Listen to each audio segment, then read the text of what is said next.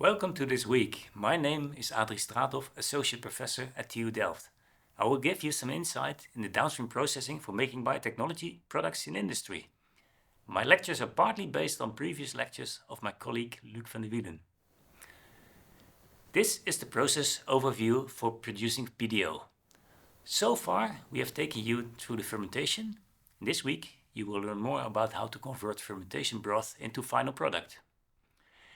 In downstream processing, we recover a valuable product by separating it from a complicated mixture flowing out of the conversion process, like fermentation broth, and ensuring that it has the right purity and concentration and is ready for the market. The main objective in designing DSP is to indicate how to achieve the required product specification at minimized capital and operational expenses. Let's have a look at how typical downstream processes are built up. They are composed of several steps. First, cells are removed from the broth. Sometimes the product is contained inside the cells, which must therefore be disrupted to release the product. In other cases, the product is secreted from cells, and this disruption step is not necessary. The aqueous stream with product needs to be concentrated to smaller volumes prior to purifying it further. Finally, formulation ensures that the product is ready for the market. In biotech processes, a lot of attention usually goes out to the biological conversion step, such as fermentation. Fermentation equipment is often much larger in volume than the downstream processing equipment. But in terms of energy consumption and costs, downstream processing may dominate. Let us first see what inflows we get for downstream processing. These can come from a fermenter or another biological source, and they are often quite a biomess. It is a multi-component and dilute soup with mostly water, but also cells that are intact or broken, with the contents floating around in the mixture. Then there are remainders of substrate and nutrients that were not converted, salts from pH control buffers, and antifoam that was added to prevent foaming during fermentation. Many components are not so stable, such that degradation components may appear downstream. Amidst all these components, there is some product that may somehow be taken out. Let's go through the various steps of downstream processing one by one and give some characteristics.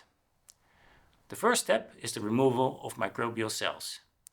They are very small, in the range of micrometers, and thus do not sediment very well, unless they form flocks, such as often in wastewater treatment or beer brewing. You need other technologies, such as filtration and certification processes. There is a wide range of products that require cell disruption technologies. Cell disruption is vastly different between laboratory scale and industrial scale.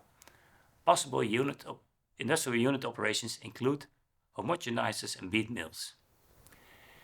In the concentration step, what you try to do is reduce the volume and remove most of the abundant contaminants, water, salts, and so on. We have a range of processes that are based on adsorption to a solid phase, extraction to a liquid phase, evaporation to a vapor phase, or precipitation or crystallization of the product to its own solid form. There's also a range of membrane processes that can deal with concentration. If we move on one step further, we get to the purification. We have a mixture of similar molecules which include, for example, precursors or degradation products or aggregates of desired protein. Again, we have a range of techniques that could be used, but distillation, crystallization, and chromatography are most frequently used. Formulation is important, but it is not part of this course.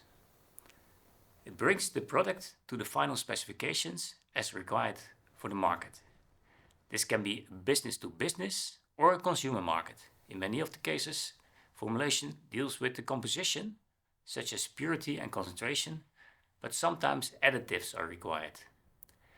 When dealing with a solid product, certain shape and size distributions may be desired, such as pellets or tablets. You may therefore need binding agents and so on. Again, this is not part of the course, but it can influence the choice of certain separation techniques earlier on in the process. For each step that I have shown, there are many options. And the question is also which sequence to choose for good performance.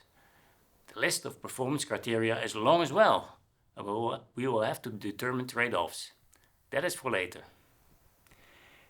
In the next lecture, we will first go into a bit more detail on how to perform separations. See you in the next lecture.